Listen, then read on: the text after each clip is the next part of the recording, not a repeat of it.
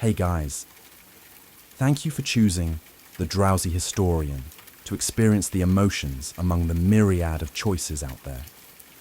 Tonight we will start with something a little darker, the time of plague, punishment and food.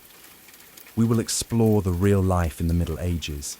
Forget the castles and chivalry Hollywood sold you. The truth, you probably wouldn't last a single day. So, before you get comfortable, take a moment to like the video and subscribe, but only if you genuinely enjoy what I do here. And let me know in the comments where you're tuning in from and what time it is for you. It's always fascinating to see who's joining us from around the world. Now, dim the lights. Maybe turn on a fan for that soft background hum. And let's ease into tonight's journey together. Congratulations, you've just woken up in the year 1325. The good news, you're alive. The bad news, so are the fleas. Your bed is a half-rotted straw mattress stuffed with bugs and hay that smells like a barn floor, because it was a barn floor 3 months ago. There's no memory foam, no pillows, and definitely no Egyptian cotton sheets.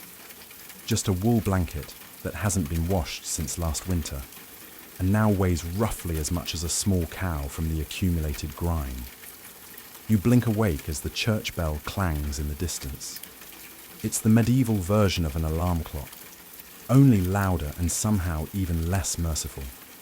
Your home is a wooden hut with one room, no windows, and a charming open concept floor plan where your family, livestock, and domestic insects all share the same space. The smell. Oh, it's a fragrant symphony. A subtle blend of stale beer, human sweat, goat, and something you pray isn't mold, but know in your soul probably is. Scented candles haven't been invented, and even if they were, they just melt on your dirt floor. You try to stretch, but immediately regret it, because the air is freezing and your joints ache. You're 22 years old, which in medieval terms is roughly middle-aged. Your spine creaks like an old wooden door, and your knees sound like a bag of rocks being shaken by a confused peasant. Getting out of bed is a gamble. The floor is either wet from last night's rain, which leaks through the thatched roof, or crusty from something your neighbour's chicken did. Either way, your bare feet are now part of the ecosystem. Oh, and privacy. What's that? Your entire family. And maybe a random cousin who just never left, are waking up beside you. There's no bedroom, no curtains, no me time, just communal everything. Welcome to morning in medieval Europe, where you're never truly alone, because parasites, rodents, and 8 other people are always with you. And this is just how your day starts. It only gets worse from here. So, you've managed to crawl out of your medieval haystack of horrors. Congrats. Now nature calls, and it's not calling politely, it's screaming. Here's the part where you start missing the modern bathroom. There's no toilet, no seat, no toilet paper, no flush, not even a mildly resentful plunger in the corner. In the 14th century, relieving yourself is an adventure, a social experiment, and often a small public event. If you're a peasant, your bathroom is likely a wooden bucket behind the house, which is already full because Uncle Wolfstan had a rough night after eating bad turnips. The smell is biblical. You hold your breath, do your business, and then, here's the kicker, toss it into the street. Yes, the street. You're supposed to shout something like Gare de Lieu before dumping it out the window. That's old French for watch out below, although frankly, no one ever moves fast enough. Streets in medieval towns are open sewers, a charming river of human waste, animal droppings, and mystery liquids you'd rather not examine. If you're lucky enough to live in a town with public latrines, congratulations. You get to sit shoulder to shoulder with strangers in an outhouse where privacy is a myth and ventilation is a cruel joke. You might make small talk, But try not to breathe too deeply. Toilet paper. Never heard of it. Most people wipe with straw, leaves, rags, moss, or, if they're feeling especially indulgent, a scrap of wool. Sometimes nothing at all, which might explain why handshakes weren't popular yet. And if you're in a castle, surely it's better. Right. Well, sort of. You might have a garderobe, a hole in the wall that drops your waist directly into the moat. Great idea, except that your enemies know this. And yes, attackers sometimes climbed in through the waist chute. Talk about entering through the back door. So whether you're a farmer or a baron, medieval toileting is a humiliation ritual. It's cold, it's public, it's dangerous, and it's never not disgusting.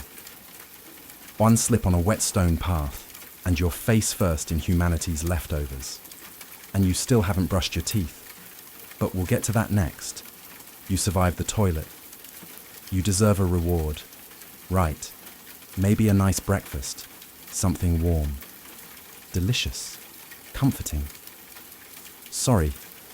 This is medieval Europe. Nothing is comforting here. Breakfast, if you can call it that, is a grim affair. There are no eggs. Benedict. No coffee machines sputtering awake. And certainly no avocado toast. You sit down, or squat near the fire, to a wooden bowl of something that looks like it was scraped off a muddy boot. Welcome to your daily ration of pottage. Pottage is a thick, gloopy stew made of whatever you can find. Grains, root vegetables, maybe a few beans if you're lucky. It's been simmering in the same pot for days, sometimes weeks, and new ingredients are just dumped on top of the old ones. It's less of a recipe and more of an ongoing edible experiment. On the side, a hunk of bread so hard it could deflect arrows. It's made from coarse rye or barley flour, often bulked up with sawdust, ground up acorns, or other creative ingredients, because wheat is a rich man's fantasy. This loaf is not your friend. You don't slice it. You negotiate with it. What about drinks? You're not sipping orange juice or an oat milk latte. You're drinking beer. Yes, beer. At 6 a.m. Why? Because the water is teeming with parasites and filth, so you start your day with weak ale, low alcohol, high survivability. Kids drink it too. No one's happy about it, but at least it won't kill you. Immediately. Want some meat or cheese? Dream on. That's for Sundays and Saints' feast days, and only if your lord is feeling generous. Most peasants don't eat meat more than a few times a year. As for fresh fruit, only when it's in season and not already fermented into wine, and don't even think about spices unless you're royalty. A pinch of pepper costs more than your monthly wages. Salt is valuable enough to be locked away, so you chew your gritty bread, gulp your medieval beer, and try not to think about the rat that may have nibbled your porridge in the night. Breakfast doesn't energize you, it just happens to you. And now that you're properly underfed, it's time to work like your life depends on it, because it absolutely does. So you've eaten your sad medieval breakfast, and now it's time to get dressed. Not that it'll help. Your wardrobe consists of exactly one outfit. One. It's a rough wool tunic or linen shift that you've worn every day for months, possibly years. There's no such thing as seasonal fashion. There's just wear this until it disintegrates or gives you a fungal infection. Underwear, optional. If you're lucky, maybe a linen under tunic. If you're not, well, you're going commando under layers of scratchy, sweaty wool, all lovingly stitched together by someone who probably had no idea what a seam was supposed to look like. There's also no washing machine, no soap, and absolutely no dry cleaner in sight. So your clothes are stained, stiff, and scented like a compost pile that's been left to marinate in a pigsty. Even if you wanted to wash them, it's not easy. You'd have to haul water from a river, or, well, heat it over a fire, scrub your tunic on a board with ashes or lye, and hang it in the sun, which is out approximately 3 days a year. And don't get me started on shoes. If you own any, they're made of untreated leather, barely stitched together, and offer as much arch support as a banana peel. Most peasants just go barefoot, through mud, through dung, through medieval landmines, aka sharp rocks and disease puddles. All this means one thing: your skin hates you. You itch constantly. Fleas, lice, and bed bugs live rent-free on your body. Everyone has them. Nobles, lousy, monks, itchy, children, walking insect farms. No one escapes. You'll be scratching your armpit with a wooden spoon while chatting with the local priest, and no one will even bat an eye. Your skin is raw from rubbing, your scalp a battlefield of bites, and if you develop a rash, well, too bad. There's no dermatologist, no hydrocortisone, no one to tell you it's probably scabies. You just keep on suffering. And if you're lucky enough to not get an infection, great. That rash will simply accompany you for the next 6 months like an unwanted medieval sidekick. Now that you're dressed in misery and wrapped in discomfort, it's time to head outside and start working yourself to death. Now that you're fully dressed in itches and damp wool, it's time to flash that morning smile. Except you don't, because in the Middle Ages, smiling is a dangerous game. Not emotionally, dentally. There's no toothbrush, no toothpaste, no mouthwash, no floss.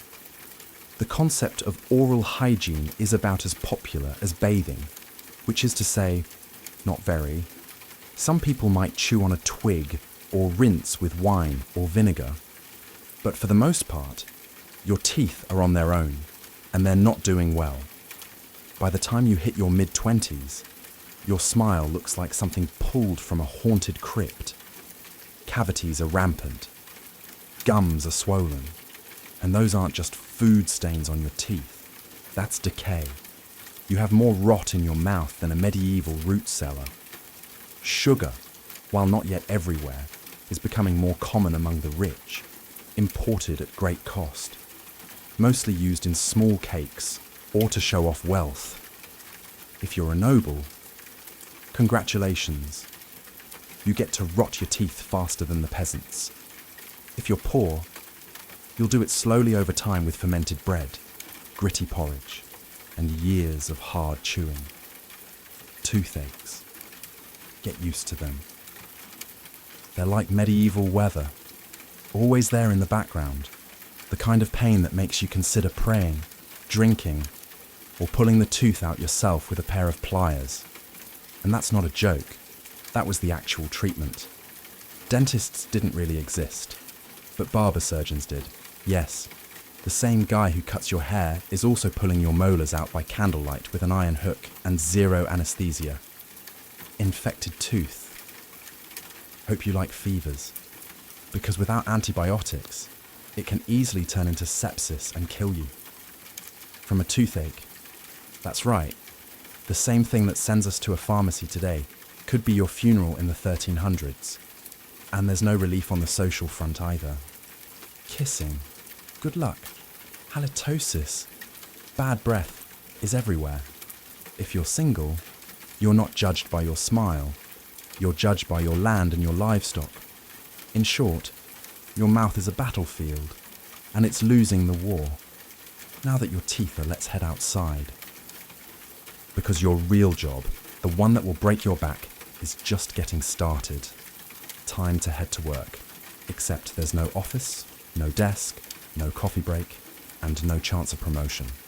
Your job, if you're like 90% of the population, is simple.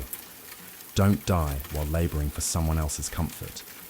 You're a peasant. Congratulations. That means you work the land that belongs to a lord who probably doesn't remember your name. You rise with the sun and stop only when it disappears behind the trees.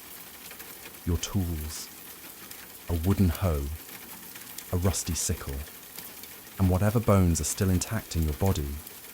There's no weekend, there's no clocking out. There's only sunrise to sunset. 6 days a week. Sunday is off, but only if you're not harvesting, fighting off raiders, or praying feverishly for your infected toe to stop turning black. The work is brutal. Fields are ploughed by hand or with oxen, if you're rich enough to afford one. You dig ditches, sow seeds, pull weeds, and carry water until your spine begins to resemble the letter S. No one cares if you're tired. No one's asking how your mental health is doing. If you're a woman, surprise. You don't just do field work. You also care for children, clean, cook, spin wool, feed animals, and pretend your husband's lice infestation isn't slowly migrating to your side of the bed. Children. They start helping out around age 5. No school, no toys. Just a tiny wooden rake and a dream of one day not dying of the flu. And if you're one of the few who isn't a farmer, maybe you're a blacksmith, a tanner, or a cooper. Great. You still work with fire, chemicals, or animal guts all day in poorly ventilated sheds. The pay, basically survival. The perks, occasional bleeding, break a bone. Too bad. Get a fever, drink some warm beer, and keep going. You can't afford to stop, not even for a day. Because if you don't work, you don't eat. And if you don't eat, well, medieval Europe has a solution for that. It's called being replaced. So you grip your shovel, ignore the blisters, and keep digging. Because in the Middle Ages, your job isn't a career, it's a slow-motion endurance test. Now that your back is on fire from labouring in the fields, let's talk about the weather. Because in the Middle Ages, temperature is less about seasons and more about ongoing punishment from the sky. Let's start with winter. There's no insulation, no central heating, and no weatherproofing. Just wooden walls with gaps you could throw a chicken through. Your windows, covered with cloth, not glass. The fire in the hearth. Nice in theory, but you don't have enough firewood to keep it going, because wood is expensive, and gathering it from the forest is sometimes illegal. Yes, you can be executed for picking up the wrong stick from the wrong forest. You bundle up in your one damp wool tunic, huddle near the dying embers, and still wake up with your nose frozen, your feet permanently cold, often damp, your fingers so stiff they feel like tiny medieval popsicles. Frostbite isn't diagnosed, it's just called bad luck. Now fast forward to summer. Sounds better. Right. Wrong. In summer, your home turns into a clay oven. There's no fan, no cross breeze, and absolutely no deodorant. You sweat through your layers, but you can't remove them because showing too much skin is scandalous and also invites sunburn, insect bites, and social judgment. The flies are out in full force, attracted to your unwashed body, and the smell of last week's goat stew that's still fermenting in the corner. Mosquitoes buzz by your ear while you sleep. Assuming you can sleep through the sound of your neighbours yelling and babies crying. In the fields, the sun bakes you, the sun. No sunblock, no hat. Unless you fashioned one out of straw like a desperate scarecrow. And the worst part, you still have to work. Heat stroke is just called taking a bad turn. So you're either shivering in your own hovel, wondering if your toes will make it to spring, or you're sweating through your only pair of socks, while your thighs chafe into oblivion. And the one thing that never changes, no matter the season, your clothes still itch, your food is still terrible, and your next job still waiting. Welcome to climate control. Medieval style. There is none. Feeling thirsty. Need to freshen up. Want to splash a little water on your face to wake up from this damp fever dream of a life. Too bad. In medieval times, water isn't your friend. It's trying to murder you quietly. Let's start with drinking. The nearby stream looks fresh, bubbling and clear, like something out of a fantasy movie. But spoiler alert, it's not. Upstream, someone just dumped a chamber pot into it. And if not that, then a dead pig is probably decomposing in it. Parasites, bacteria, and the entire microbial army of medieval Europe are waiting in every sip. That's why people drank beer. Yes, beer. Even children. But before you imagine medieval kids doing keg stands, understand that it was small beer, weak in alcohol, strong in survival. Brewing boiled the water, so it was safer than whatever flowed through the town ditch. Wine was another option, if you were rich enough to afford it, and unconcerned with functioning properly before noon. What about bathing? Surely water was used for cleaning. In theory, yes. In practice, absolutely not. See, back then, people believed bathing actually opened your pores and let the disease in. That's right. Washing yourself was considered medically risky. You were cleaner, apparently, if you never removed the protective layer of filth caked onto your skin. Communal bathhouses did exist, but they quickly gained reputations as places for gossip, scandal, and sometimes full-on medieval extracurriculars. So naturally, the church got involved and shut many down. Even if you did want to bathe, it was a full production. You'd need to fetch water from the well, boil it over a fire, fill a wooden tub that leaked, and then pray no one else in the house used it before you.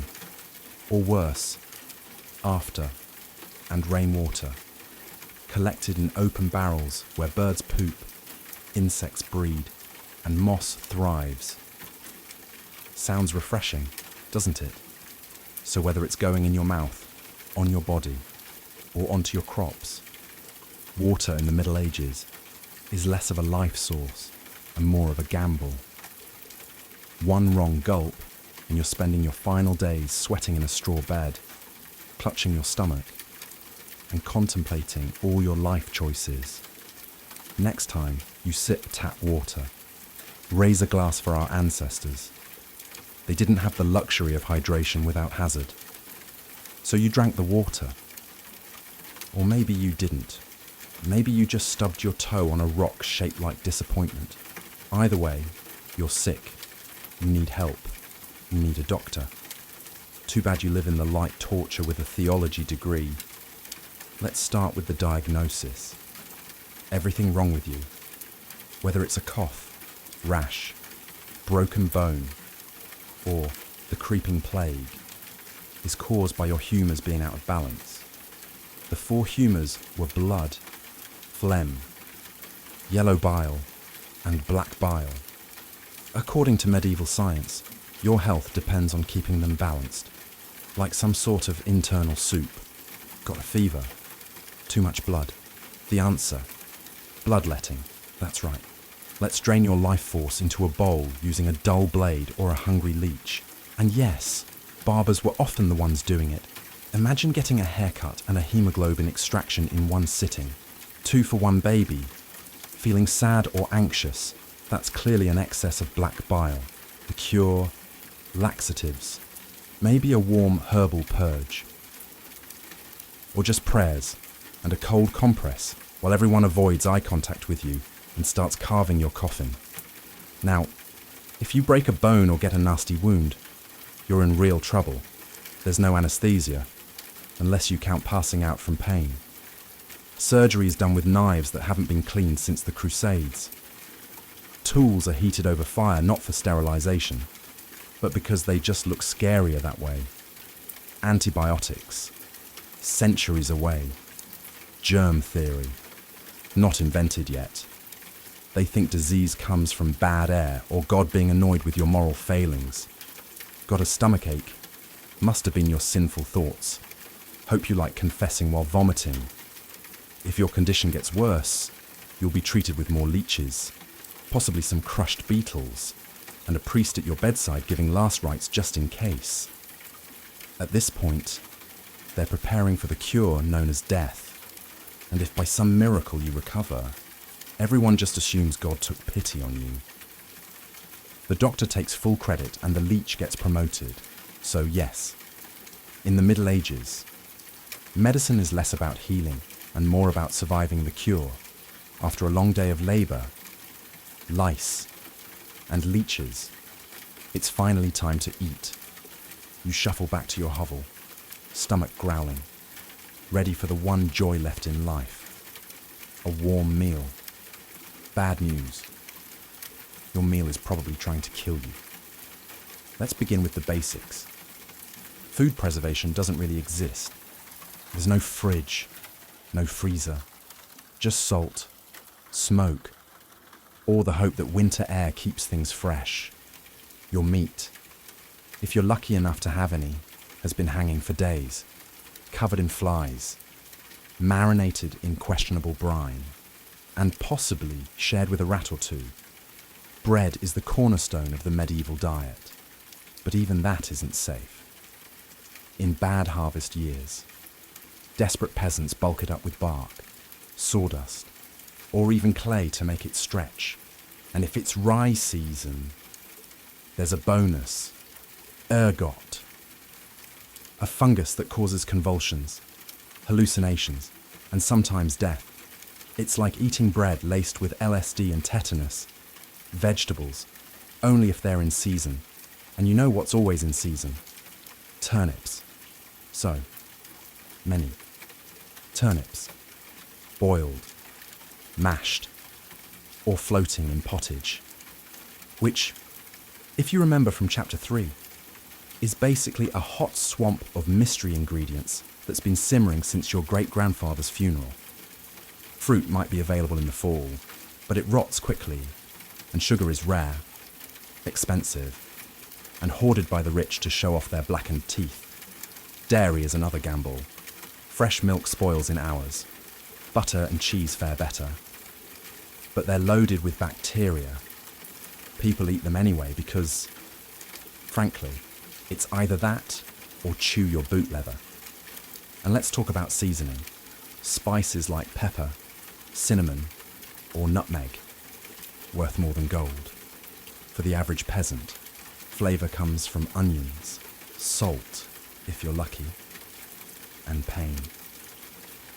Most meals taste like wet burlap sprinkled with sadness, but food isn't just a health hazard, it's a political one. Game animals belong to the Lord, not you, caught poaching a rabbit. You could be fined, imprisoned, or even executed. That's right. Your dinner could get you hanged. So as you sit down to eat your grey stew by flickering firelight, remember, every bite is a risk. But you eat anyway. Because in the Middle Ages, food doesn't nourish. It tests you. It's evening now. You've worked, suffered, and barely digested your suspicious stew. You might think the day is winding down, but don't get too relaxed. Because God is watching. So is the priest. And so is your neighbour Agnes, who will absolutely rat you out if you miss Mass. In medieval Europe, religion isn't just a part of life, it is life. The church controls your calendar, your laws, your education. If you can read, your birth, marriage, death, and everything in between. Think of it as your spiritual landlord. And you're always behind on rent. Every day is structured around prayer bells. The town church bell rings in the morning, noon, and night. Not because people need reminders, but because missing prayer is a sin. Forget to bow. Sin. Eat meat on a Friday. Sin. Think about your neighbours in that one dream. Double sin. And yes, hell is very real.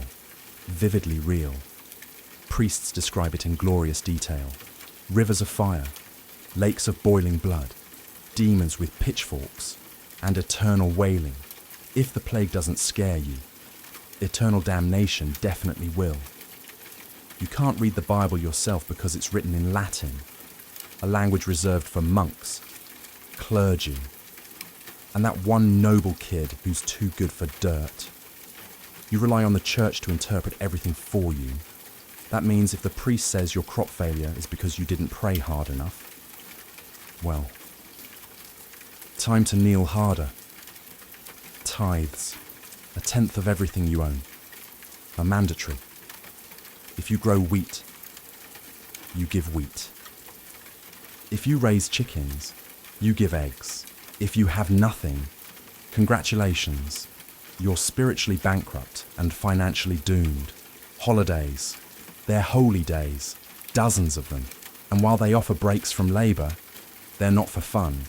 They're for attending Mass, fasting, confessing sins, and reminding yourself that joy is a dangerous indulgence. Questioning the church is dangerous. Heretics are burned, witches are drowned, blasphemers are flogged, and skeptics are quickly reformed. So you go through the motions, you chant, you bow, you pray that your soul, after enduring this dirt-covered life, might finally land in paradise, assuming the priest likes you, because in the Middle Ages, God may be merciful, but the church, not so much. If you thought being a medieval peasant was rough, try doing it as a woman. All the filth, famine, and fear, plus childbirth, subservience, and social invisibility. In the Middle Ages, being a woman is like being on hard mode, with no health potions and no restart button. From birth, a girl's life path is pretty much locked in. Marry young, bear children, serve your husband, die tired. Education, not likely, unless you're from a noble family and sent to a convent. Your intellectual development stops around the time you learn how to churn butter and patch a tunic. Marriage happens early, really early. It's not weird to be betrothed at 12 and pregnant by 14. It's not about love. It's about land, livestock, and alliances. Your opinion, not required. Once married, you're basically your husband's property. Your job is to produce heirs, feed everyone, keep the house running, and not complain. Because complaining might get you branded a nag, or worse, a witch. That label comes with a complimentary drowning or burning. Depending on local fashion, childbirth is a death lottery. There's no prenatal care, no sterile tools, no anesthesia. Midwives do their best, but even minor complications can mean death for the mother, the child, or both. Some women survive 10 pregnancies. Many don't survive 2. But don't worry. Once the baby is out, your work increases. Now you have a screaming infant in a lice-ridden hut, and you're expected to nurse, cook, clean, and still help in the fields. You don't get a break. You are the break. For everyone else, if you're unmarried, you're suspicious. If you're widowed, vulnerable. If you're outspoken, dangerous. Women who didn't conform were often accused of witchcraft, especially if they had herbal knowledge, a strong personality, or just looked at someone funny on a rainy Tuesday. Even in the church, your role is limited. Nuns lived under strict rules. No speaking without permission, no freedom of movement. And your spiritual worth, always ranked below men.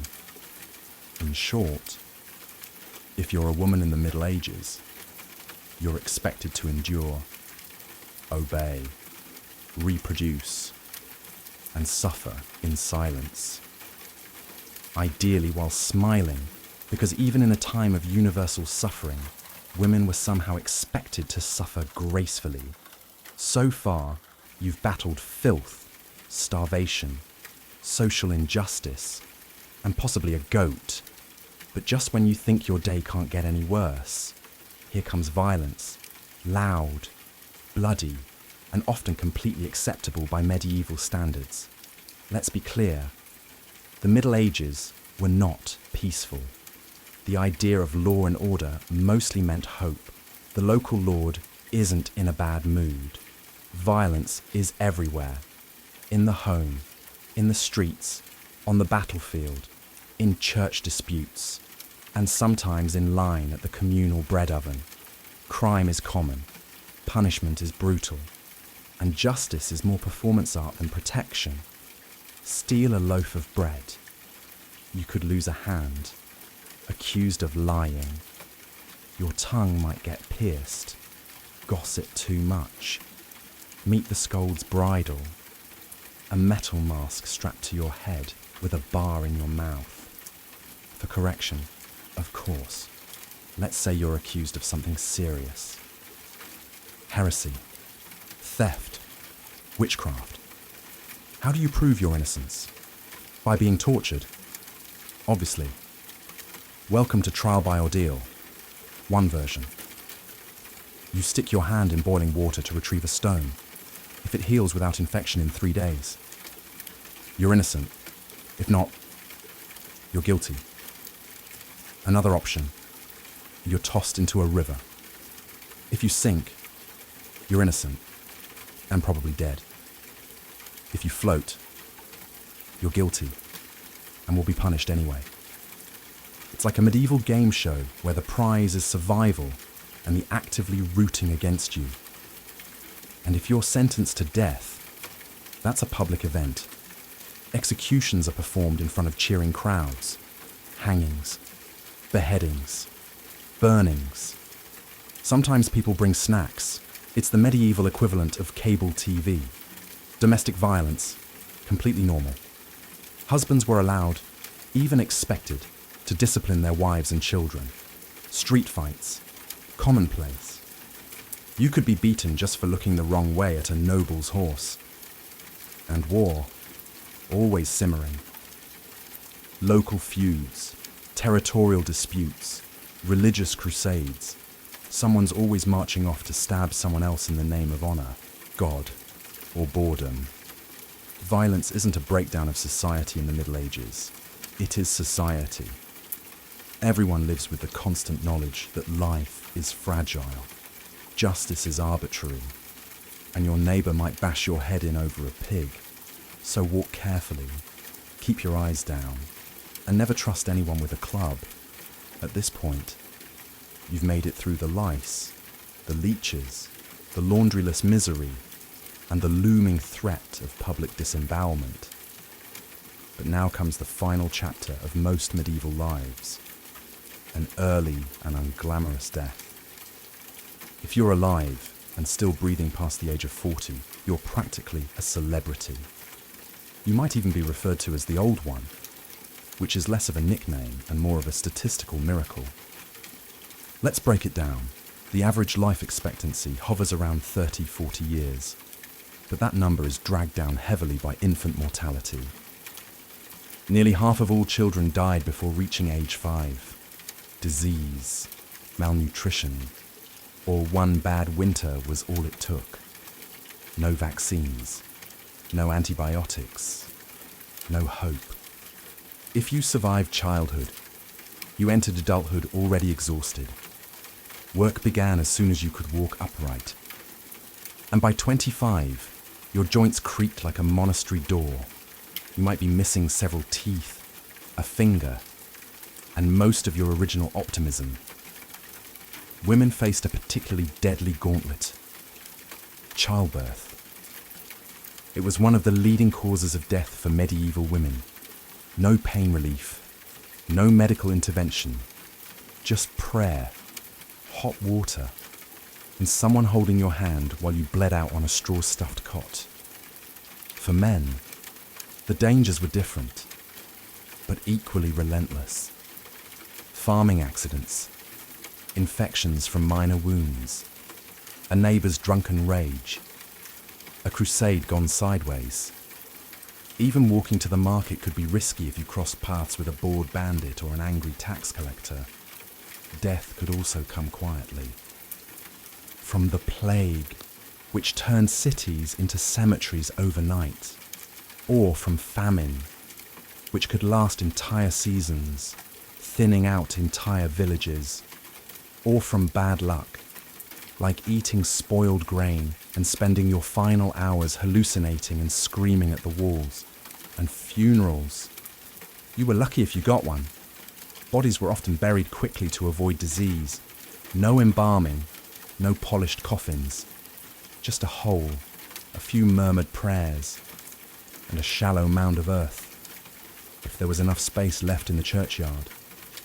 So yes, in medieval times, life was brutal, short, and constantly under siege by death in all its casual forms. You didn't retire. You just stopped showing up. And speaking of exits, let's move on to your final chapter. The medieval dream dies. So, how's your day been? You've woken up in filth, relieved yourself into a bucket, brushed your teeth with wishful thinking, nearly passed out from hunger, worked until your spine cried for mercy, scratched your way through itchy wool, prayed to not get plague, and barely dodged a public execution for owning a squirrel.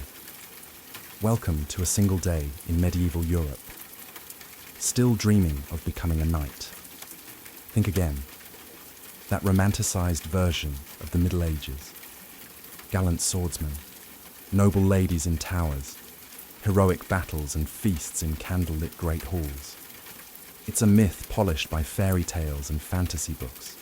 In truth, the medieval world was gritty, cruel, and deeply unfair. Hierarchy was everything. If you were born poor, you stayed poor. If you were born rich, congratulations. You had a better chance of surviving, but you were still one bad soup away from dysentery and a hasty burial. Even the nobles weren't immune to misery. Castles were drafty stone refrigerators filled with fleas, smoke, and politically motivated marriages. Sure, you had a fur cloak and a goblet of wine, but also a 50% chance of dying in a skirmish or from an infected splinter. Not exactly luxury. The simpler times weren't simple. They were relentless. Everything took longer. Everything hurt more. Everything from childbirth to chewing came with consequences. Life was survival, not leisure. And if you did find a quiet moment to think, to dream, to imagine something better, there wasn't much you could do with it. No upward mobility, no modern medicine, no internet to Google. What's this weird rash? You lived, suffered, worked, and died within a 10-mile radius of where you were born. But here's the wildest part. Through all of this, people still laughed, sang songs, told stories, fell in love, and found meaning. Not because life was easy, but because humans are stubborn like that. Even in the darkest chapters, they made space for light. So tonight, when you slip into your clean bed with indoor plumbing, antibiotics, and central heating, maybe say a quiet thank you to the modern world and to your ancestors who fought rats, famine, and feudalism so you wouldn't have to. Long before she was Catherine the Great, Empress of all Russia, mistress of reform, and icon of ambition, she was simply Sophie. Born Sophie Friederike Augusta von Anhalt-Zerbst in 1729. She was the daughter of a relatively obscure German princely family. Her tiny duchy in Pomerania offered little in terms of power, but Sophie herself, She had something no title could provide. Razor-sharp intelligence, relentless charm, and a quiet, burning hunger for greatness. Her upbringing was strict. Her mother Johanna was cold and calculating, not a warm, nurturing figure, but a social climber obsessed with status. Sophie's father, a Prussian officer, was more distant than disciplinary. From a young age, Sophie learned to walk the fine line between obedience and cunning. She read voraciously, spoke multiple languages, and learned how to observe a room before speaking in it. Skills that would soon become survival tools in one of Europe's most brutal courts. When the Russian Empress, Elizabeth Petrovna, began searching for a wife for her heir, Grand Duke Peter, she looked beyond Russia's borders. Peter himself was of German descent, and Empress Elizabeth believed a foreign bride, pliable and grateful, would be easier to control. Sophie fit the bill perfectly. Noble blood, Lutheran faith, which she'd be forced to abandon, and a reputation for both grace and humility. At just 14 years old, Sophie was summoned to Russia. She arrived in the freezing capital of St. Petersburg in 1744, wearing thin German fabrics and a diplomatic smile. Her mother pushed her forward like a chess piece. Sophie, however, had her own game in mind. To become acceptable in Russian society, she converted to Orthodoxy, taking the name Ekaterina Alexeyevna, Catherine. The ceremony was public, symbolic, and life-altering. She wasn't just changing religions, she was burning the bridge behind her, stepping into a foreign empire with no way back. No one watching that quiet teenage girl in a fur-trimmed coat could have predicted what would come next. Betrayal, revolution, enlightenment, and empire. But from the moment Sophie stepped foot in the Russian court, she stopped being a pawn and began planning how to become a queen. Catherine's marriage to Grand Duke Peter was meant to secure her place in Russian royalty. But from the very beginning, it felt more like a cage than a crown. Peter, heir to the Russian throne, was not the dashing prince of fairy tales, awkward, immature, and obsessed with toy soldiers. He was far more interested in playing war games in his chambers than governing an empire, or showing affection to his new wife. Some accounts even suggest he refused to consummate the marriage for years. He idolized Frederick the Great of Prussia and resented the Russian court that had adopted him. In contrast, Catherine embraced Russia with a fierce determination. She learned the language, studied its history, and memorized Orthodox rituals. She wanted to belong. Peter wanted to escape. This mismatch wasn't just emotional, it was political. The Russian court was a viper's nest of gossip, paranoia, and brutal power games. Empress Elizabeth still ruled with absolute authority, but her health was in decline. Everyone knew a transition was coming, and everyone had an agenda. Catherine was watched constantly. Her letters were read, her friendships monitored, and her every move scrutinized. She couldn't trust her husband, her mother, who was still whispering in her ear on behalf of foreign interests, or even her servants. In this world, alliances could turn into accusations overnight. But Catherine was no fool. She learned to play the court's games quietly, cultivating allies in the shadows. She charmed military officers, made friends with scholars, and developed a reputation for dignity and restraint, a stark contrast to her husband's childish tantrums and open contempt for Russian traditions. Behind closed doors, Catherine began reading Enlightenment thinkers like Voltaire and Montesquieu. while others saw her as a young consort. She was building a vision, not just for herself, but for Russia, a nation of strength, education, and reason. But there was one problem. The longer Peter lived, the longer Catherine remained in limbo, a powerless wife to a man unfit to rule. So she waited, observed, and planned. She knew the Russian throne wouldn't be inherited. It would have to be taken. In 1762, after nearly 2 decades of waiting, watching, and quietly manoeuvring, Catherine saw her moment and seized it with breathtaking precision. Empress Elizabeth had died, and Peter, now Peter III, was finally Tsar. But his reign began unraveling almost immediately. In just a few short months, Peter alienated the church, offended the nobility, insulted the army, and lavished praise on Prussia, Russia's longtime enemy. He reversed key policies, humiliated the clergy, and talked openly about divorcing Catherine to marry his mistress. The court, already wary of his erratic behavior, turned cold. The army, filled with generals loyal to Catherine, grumbled in corridors. Even ordinary Russians, devout and patriotic, saw Peter as a foreign puppet who mocked their traditions. Catherine, watching all of this unfold, made her move.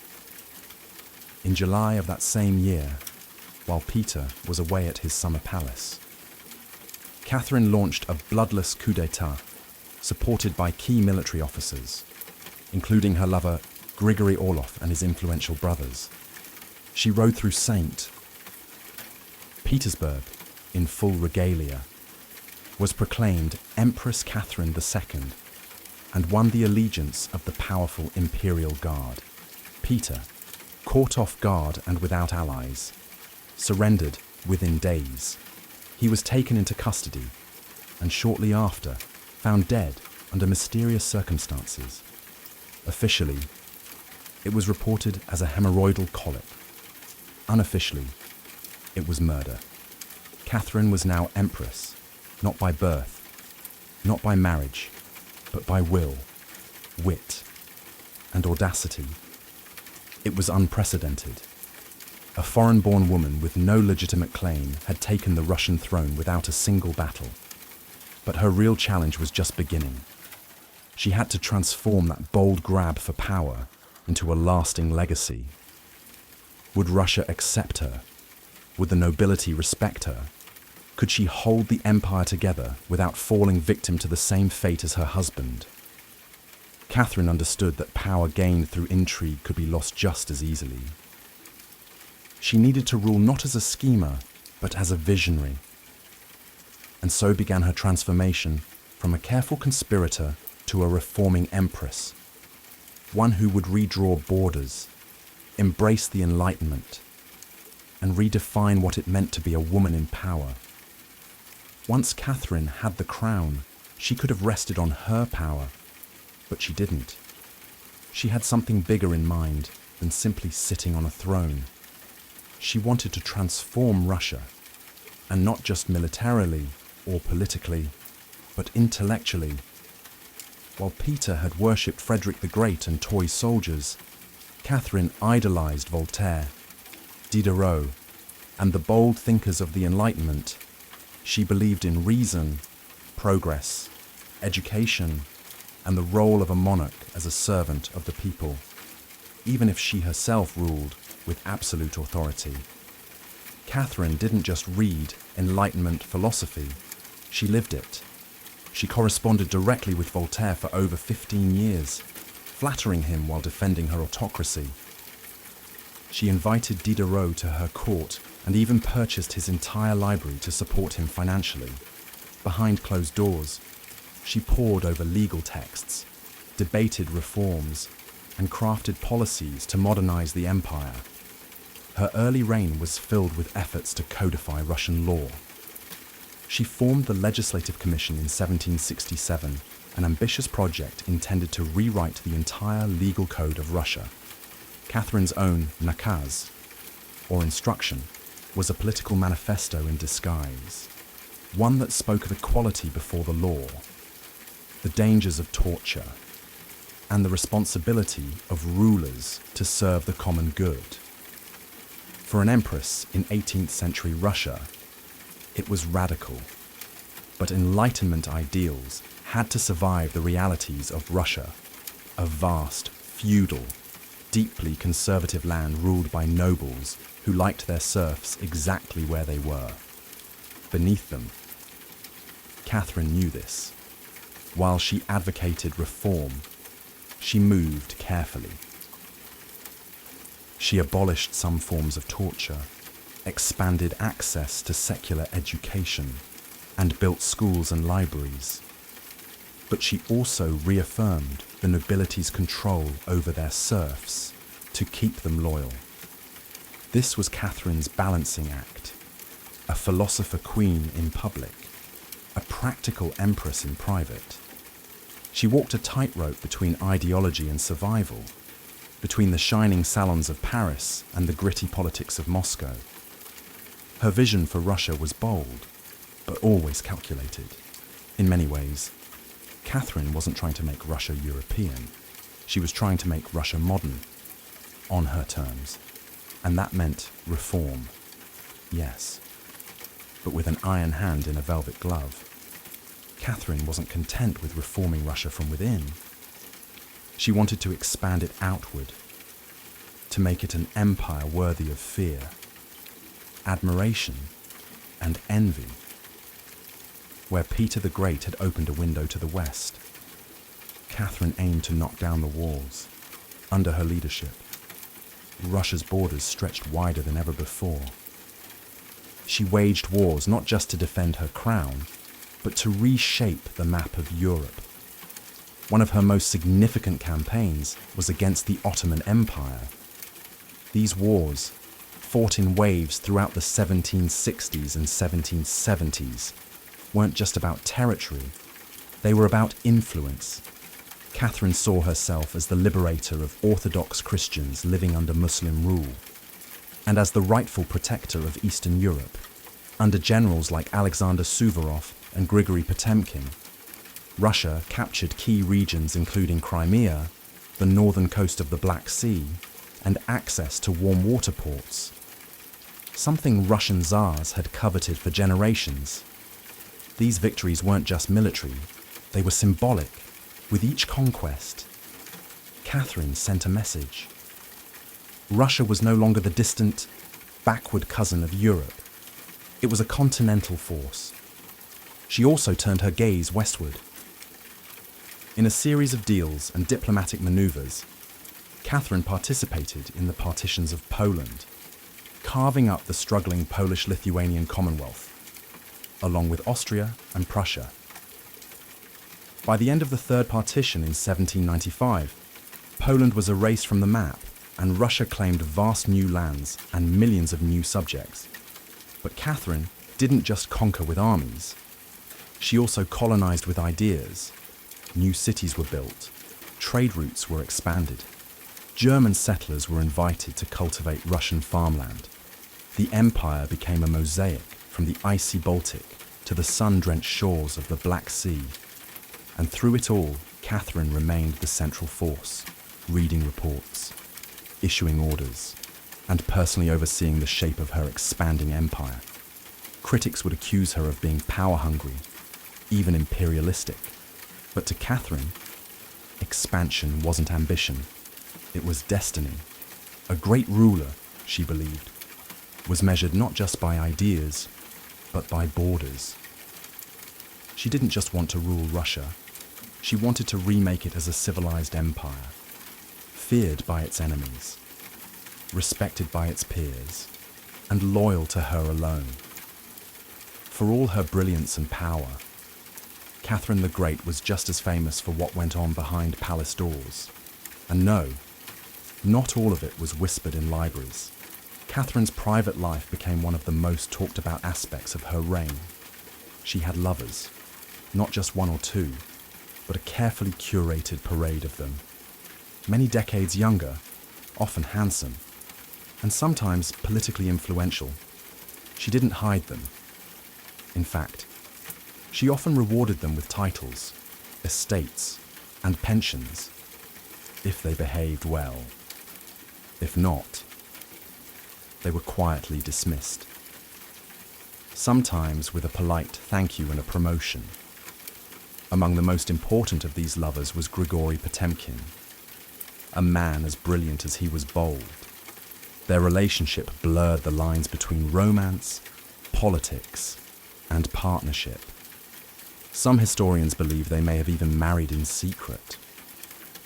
Together, they shaped military campaigns, colonization projects, and the transformation of southern Russia.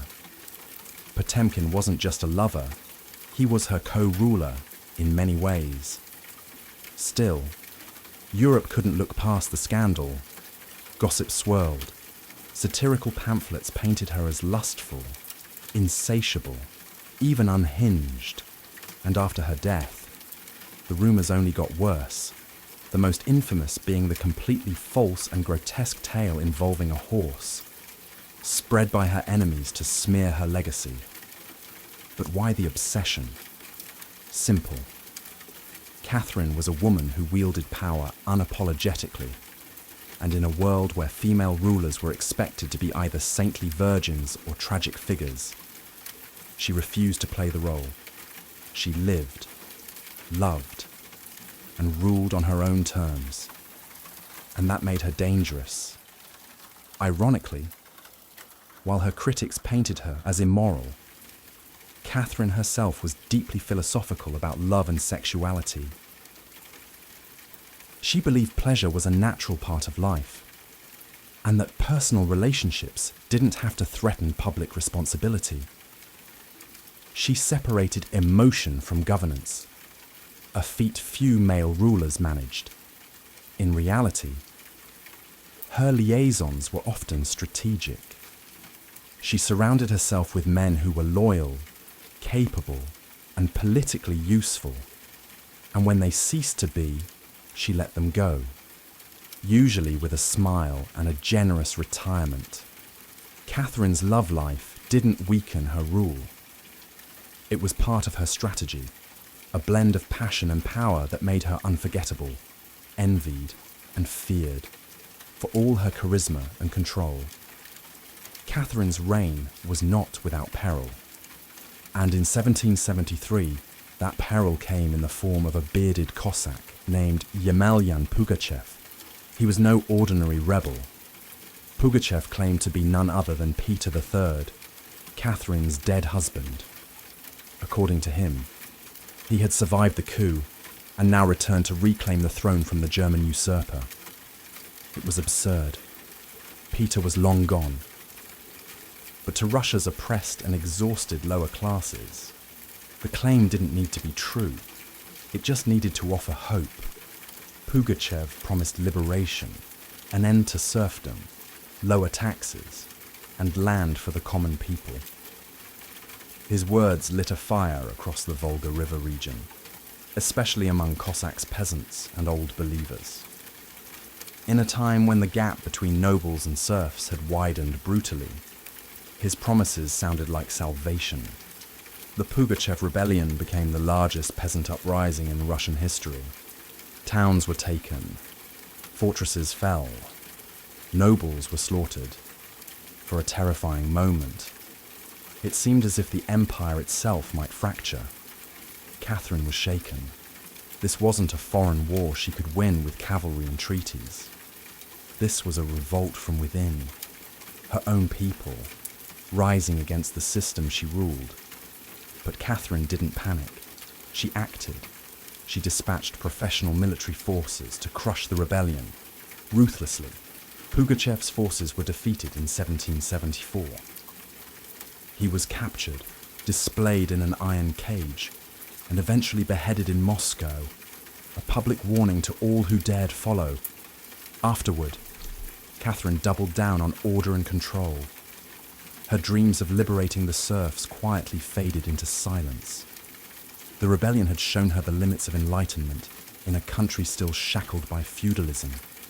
she now leaned harder on the nobility, who offered loyalty in exchange for absolute control over their serfs.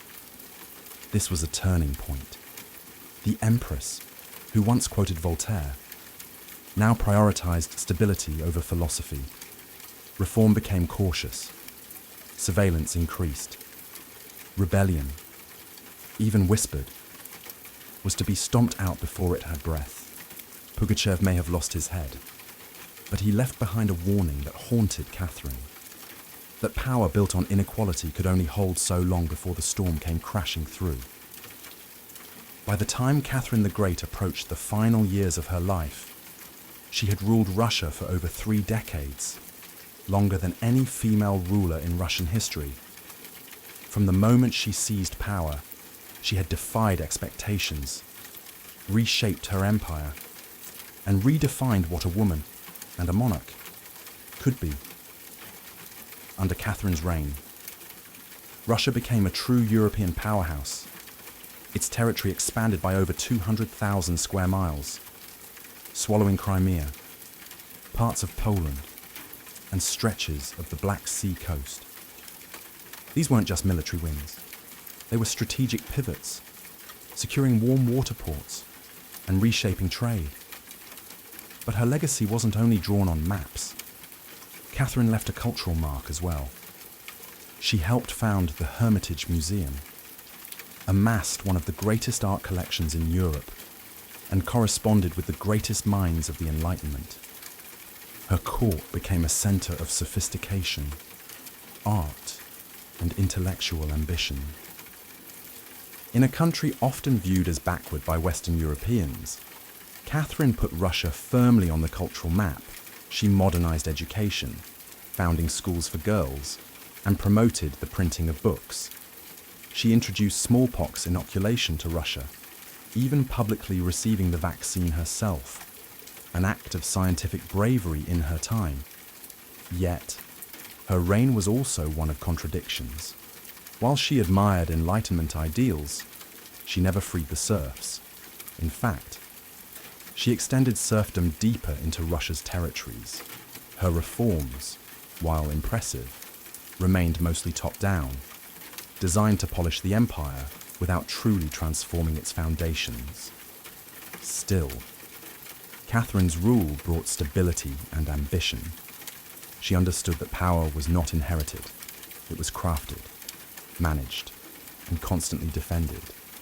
She ruled not by divine right, but by force of will, political brilliance, and relentless calculation. She was called many things: a usurper, a tyrant, a reformer, a seductress. But above all, she was effective. When she died in 1796, Russia was wealthier, larger, and more formidable than it had been in centuries. She left behind a throne secure, an empire expanded, and a legend that would endure for centuries. Catherine didn't just reign. She ruled with intellect, strategy, and an unapologetic grip on history. And in doing so, she became more than an empress. She became a myth for all her power, expansion, and enduring legacy. Catherine the Great was still, at her core, a woman navigating a man's world and reshaping it in her image. Behind the imperial portraits and state decrees was someone deeply aware of how precarious her position was. She was not born Russian. She came to the throne through a coup. She ruled an empire that didn't want a woman in charge. And yet she not only endured, she thrived. Catherine was never content to be ornamental. She read constantly, wrote endlessly, and never stopped learning. Her daily schedule was intense. Hours of reading reports, corresponding with foreign powers, editing state papers, and managing a court filled with rival factions. She wasn't content to simply sit on the throne. She worked the throne like a stateswoman born to it. She was also, in many ways, lonely. She surrounded herself with courtiers, lovers, and artists, yet wrote in her memoirs of how few people she could truly trust. Her son Paul, whom she distrusted and kept away from state matters, grew into a man she feared would undo all her progress. Her greatest emotional partnership with Grigory Potemkin faded into deep friendship, but his death in 1791 left a wound that never truly healed. Catherine crafted her image carefully. She understood the power of narrative and wielded it better than most monarchs of her age. She posed as Mother of Russia, enlightened monarch, warrior empress, and lover of the arts. But beneath those roles was a woman who had endured rejection, betrayal, scandal, and rebellion, and kept going. When she died in 1796, she left behind an empire transformed, but also questions. Could she have done more to end serfdom? Were her Enlightenment ideals compromised by politics? Was she more reformer or ruler? History remembers her by the title she never gave herself: the Great. It wasn't because she was flawless or kind or just. It was because she took power and wielded it on her own terms, in a time and place where women weren't supposed to have any. She didn't just wear the crown, she rewrote what it meant to deserve one. In the humid depths of the Chiapas jungle in southern Mexico, the ruins of Palenque whisper stories from the ancient Maya world. Towering temples rise above the canopy, their limestone faces eroded by time, but still brimming with secrets. And in 1994, one of those secrets revealed itself. A team of Mexican archaeologists, led by Fanny Lopez Jimenez, was surveying Temple Thruind, a relatively modest pyramid next to the more famous Temple of the Inscriptions, the burial site of the mighty king, Pakal the Great. Temple Thruind wasn't expected to hold much until they noticed something odd: a sealed, hidden chamber beneath the structure. No looters had touched it. It was pristine. When the archaeologists broke through and lowered themselves inside, they found a stone sarcophagus resting in silence. The air was heavy with the weight of centuries. As they opened the lid, red dust rose like smoke, brilliant, shocking red. The interior was covered in powdered cinnabar, a toxic mercury sulfide used ceremonially by the Maya. And lying within that crimson cloud was the skeleton of a woman. She had been buried with care and reverence. Her bones were fragile but intact, her skull still wearing a jade mask, and her body surrounded by funerary offerings. Necklaces, diadems, ear spools, all crafted from jade and shell. Everything about the burial screamed royalty, yet no name was inscribed, no glyphs identified her. It was one of the richest female burials ever found in Mesoamerica, and yet it was a total enigma. Why was she buried in red powder? Who was she? Was she a queen, a priestess, or perhaps even Pakal's wife? The researchers called her the Red Queen, and the name stuck. But even with modern forensics, they couldn't say for sure who she was, only that she had lived around the 7th century, during the golden age of Poland. Unlike most Maya tombs, hers had been hidden, untouched, and purposefully isolated. Her burial wasn't just ceremonial, it was spiritual. This woman wasn't meant to be remembered with words. She was meant to be remembered through ritual, through colour, and through the mystery she left behind. The most haunting feature of the Red Queen's tomb wasn't her jade jewellery or the silence of the sealed chamber. It was the red dust. A thick layer of powdered cinnabar covered everything: the sarcophagus, the walls, her bones, even the offerings around her. It clung like blood to stone. To the Maya, this was no accident. Cinnabar, made from crushed mercury sulfide, was one of the most sacred and dangerous substances in the ancient world. Its vibrant red color wasn't just visually striking. It symbolized blood, rebirth, and the life force that connected the human and divine realms. Red was sacred. It was the color of sunrise, of sacrifice, of life emerging from death. And it wasn't just symbolic, it was spiritual. Covering the dead in cinnabar was a ritual meant to transform the body, preserving it not for eternity, but for transition. In Maya belief, death wasn't the end, it was a passage, a crossing into another cosmic layer. And so the Red Queen, whoever she was being prepared not just for burial, but for deification. But there's another layer to this. Cinnabar is toxic. Repeated exposure can lead to mercury poisoning, tremors, hallucinations, even death. The Maya likely didn't understand the chemistry, but they felt its potency. It was volatile, powerful, dangerous. To bathe a corpse in it was to declare, this person was no ordinary mortal. In Palenque, very few were buried with cinnabar. Pakal the Great, the mighty king whose pyramid dominates the site, was one. His body, like hers, was also saturated in the red powder. That detail alone drew speculation. Was the Red Queen his wife, his mother, or someone of equal divine status? Her skull had been placed on a layer of jaguar skin, another sacred symbol.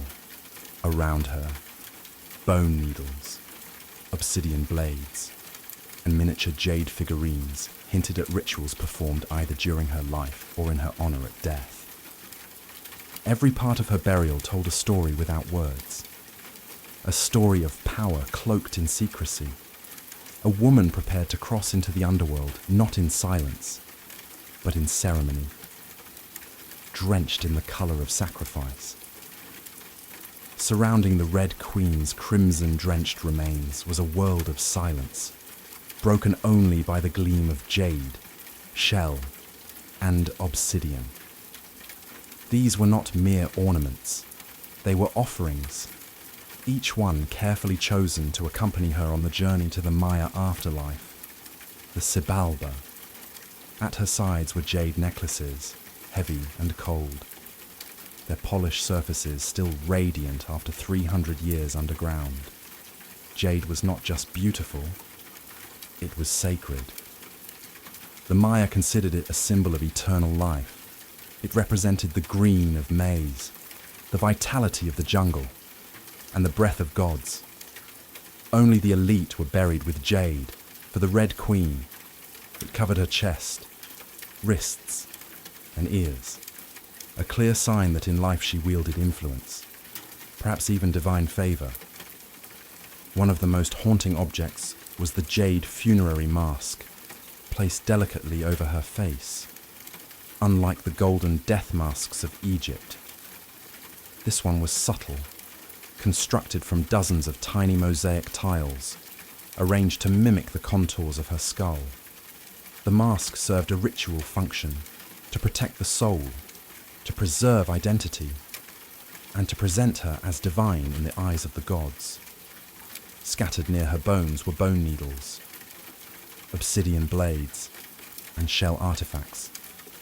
These could have been tools of ritual or symbols of her status, as priestess, healer, or royal matriarch.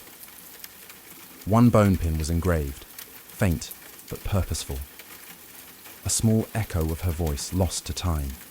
At her feet, and along the edges of the tomb, were ceramic vessels, still sealed, likely once filled with offerings, food, drink, or incense to sustain her spirit beyond death. The Maya believed the afterlife was a journey, dangerous, layered, filled with challenges. These items weren't luxuries, they were necessities. To modernize, the tomb feels intimate, not overloaded, but intentional. There was no gold, no chariots, no pomp, just items chosen with spiritual weight. It was a map for the soul. Through these treasures, we glimpse how the Maya understood death, not as finality, but as a transition of power. The Red Queen wasn't buried to be forgotten. She was being prepared to ascend. For all the grandeur of her tomb, the Red Queen left behind one haunting void. No name, no inscriptions adorned her sarcophagus, no glyphs on the walls identified her. She was clearly someone powerful, but who? From the moment her tomb was opened, scholars began trying to connect the dots. The most compelling theory, that the Red Queen was Zakbu Ajal, the wife of Kinich Jana Pakal, known today as Pakal the Great, the most famous ruler of Palank. Zakbu Ajal was more than just Pakal's consort. She was born into nobility and married into Palanke's royal dynasty at a young age. She bore at least 3 sons, all of whom held high status, and she played a key ceremonial role during her husband's reign. If anyone could be buried with such honor, it was her.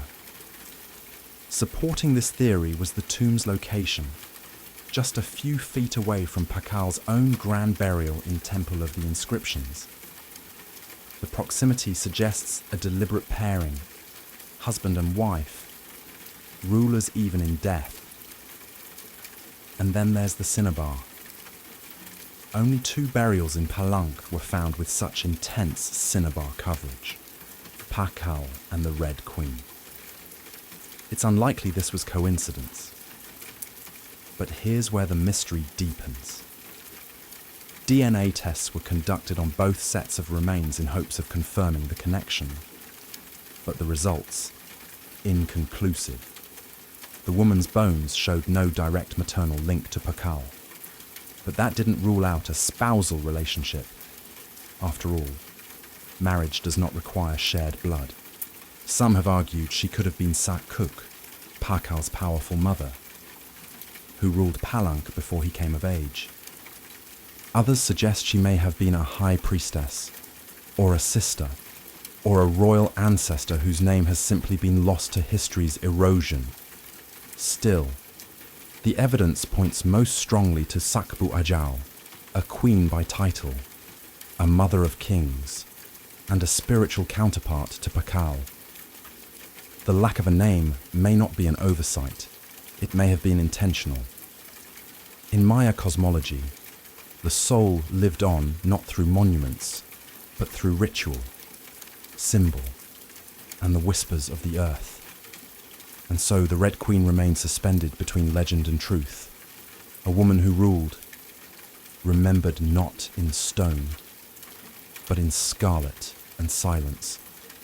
To understand the Red Queen, we must understand the world she came from, a world where Maya women, especially royal ones, held more influence than many realize. In Maya civilization, politics was often a family affair. Royal women weren't merely passive consorts. They were diplomats, priestesses, and power brokers. They conducted rituals, sponsored temples, and played crucial roles in maintaining dynastic legitimacy. Their bloodlines were political capital, used to forge alliances and secure claims to the throne. Take Sak-Kuk, for example, the mother of Pakal the Great. When the throne of Palank was left vacant, she took power herself and ruled as Queen Regent until her son came of age. She wasn't a placeholder. She was a ruler in her own right, issuing decrees and overseeing construction projects. Without her, Pakal may never have risen at all, and she wasn't an anomaly. Across the Maya world, in places like Yashilan, Naranjo, and Calakmul, inscriptions show women performing major ceremonies, engaging in warfare diplomacy, and sometimes ruling outright. They were often portrayed in stele and murals, dressed in elaborate headdresses and regalia, standing beside kings as equals, or sometimes above them. Their words were carved in glyphs.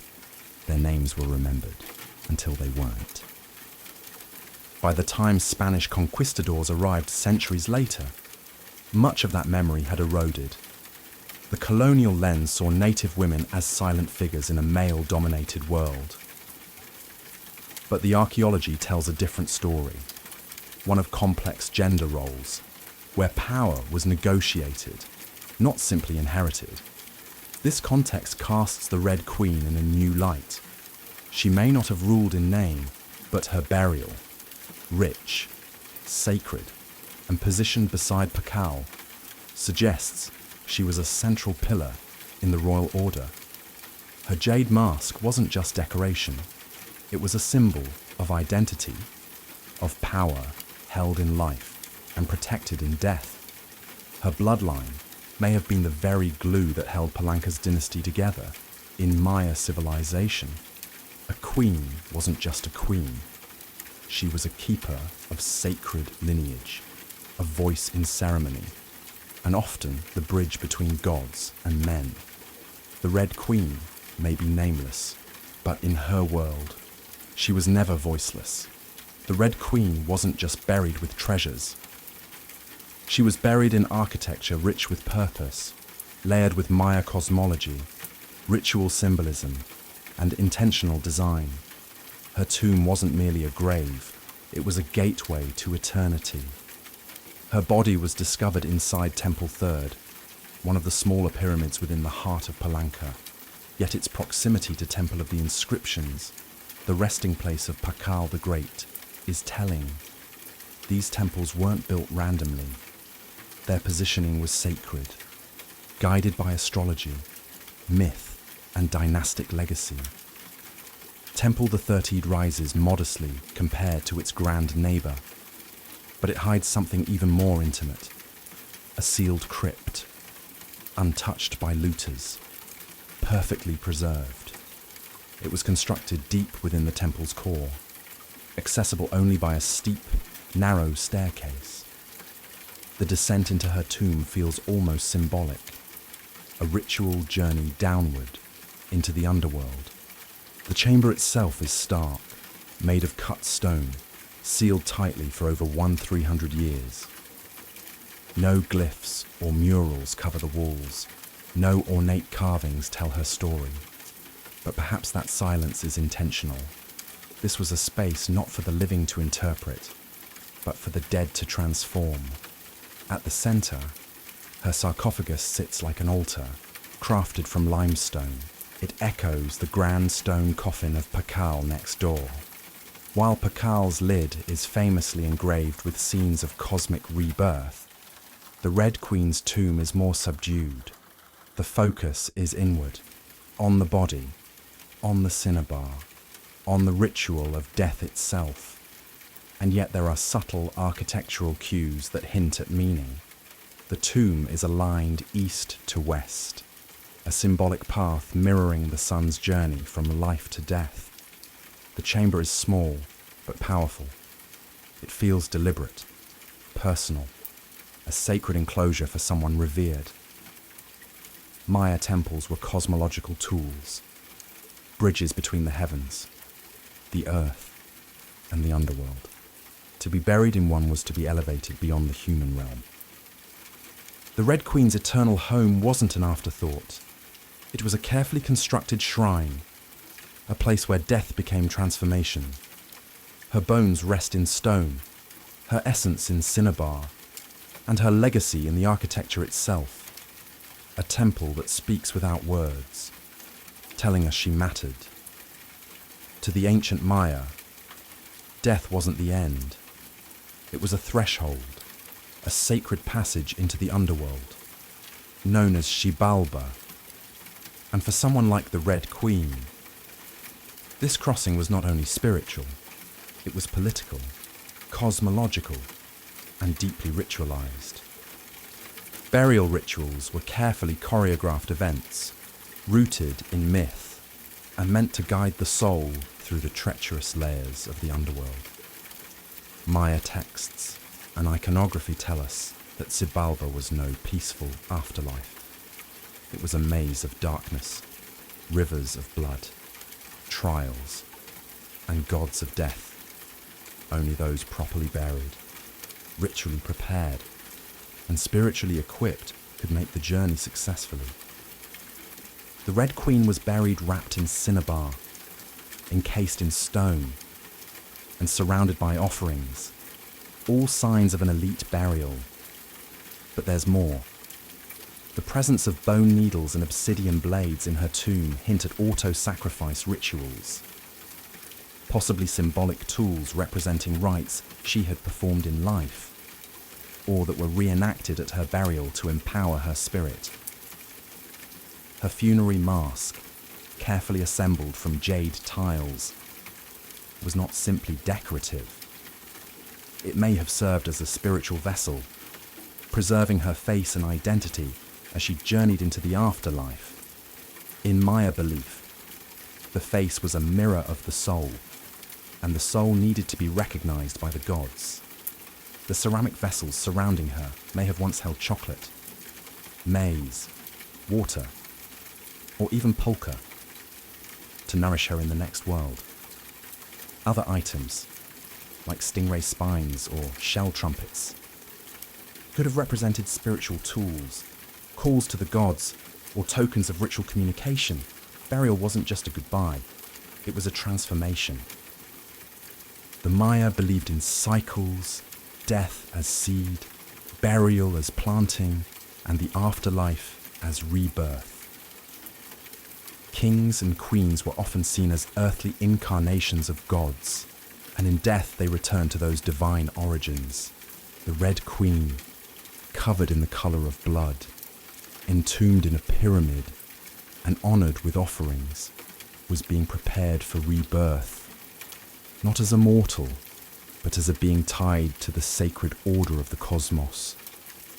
Her burial wasn't the end of her story, it was the beginning of her legend, just a few steps away from the Red Queen's final resting place lies one of the most iconic tombs in Mesoamerica, that of Knight-Janab Pakal, known simply as Pakal the Great. His burial inside the Grand Temple of the Inscriptions is celebrated for its artistry, scale, and deeply spiritual symbolism. But what makes the Red Queen's tomb so extraordinary is not only what was inside, it's where it was found. Her sarcophagus was hidden within Temple 3, directly adjacent to Pakal's monument. In a city like Palenque, where every temple was carefully positioned to reflect cosmic principles, this closeness was no coincidence. It was intentional, a statement etched in stone. Many scholars believe the Red Queen was Zakpu Ajao, Pakal's queen and trusted consort. While her tomb lacks inscriptions, the similarities between their burials are striking. Both wrapped in cinnabar, both entombed in pyramids, both buried with jade, and both treated with extreme reverence. These rituals mirror each other, as if two halves of a sacred narrative. Pakal's lid famously depicts him falling into the underworld tree, a cosmic scene of death and rebirth. The Red Queen's simpler tomb contains no such iconography, but the symbolism lies in the pairing itself. If Pakal represented the sun, journeying through the underworld at night to rise again, then the Red Queen may have represented the moon, the feminine force that follows its own mysterious path in the sky. Together, they embodied a cosmic duality, masculine and feminine, king and queen, sun and moon, order and ritual. In Maya mythology, rulership was not singular, it was relational. Harmony in the cosmos required balance, and that balance extended into the dynastic court. By placing the Red Queen beside Pakal, the Maya were preserving not just a marriage, but a cosmic partnership. Their proximity in death may have mirrored their roles in life. A queen not behind, but beside her king, sharing not just a throne, but a legacy. In their tombs, they speak without words. Two souls, wrapped in cinnabar and stone, joined across eternity, one of history's most sacred silences. Though her name was lost to time, the Red Queen of Palenque endures, not as a forgotten relic, but as one of the most enigmatic and powerful women of the ancient world. Her tomb, sealed for over 300 years, now whispers across centuries, inviting questions that echo louder with every discovery. She represents a mystery that still resists full understanding. We may never know exactly who she was. No glyph carved her name, no stela told her story, and yet, the care in her burial, the richness of her offerings, the symbolism of her crimson-drenched bones, all speak of a woman profoundly important, not merely as a wife or consort, but as someone who held real influence, spiritual weight, and royal blood. Today, the Red Queen forces us to re-evaluate assumptions. She's a reminder that in the ancient Maya world, women were not silent. They led rituals, governed cities, and shaped dynasties. While kings like Pakal have long taken the spotlight, the Red Queen's re-emergence reminds us that power did not belong to men alone. It flowed through mothers, queens, priestesses, and visionaries. Her legacy is more than the treasures she left behind. It's the conversation she started among archaeologists, historians, artists, and storytellers. Every jade bead, every layer of cinnabar, every architectural choice in Temple Thothid tells us something deliberate. This woman mattered, and perhaps that's the most extraordinary part of her story. Not what we know, but what we still don't. The Red Queen teaches us that history isn't just a collection of facts.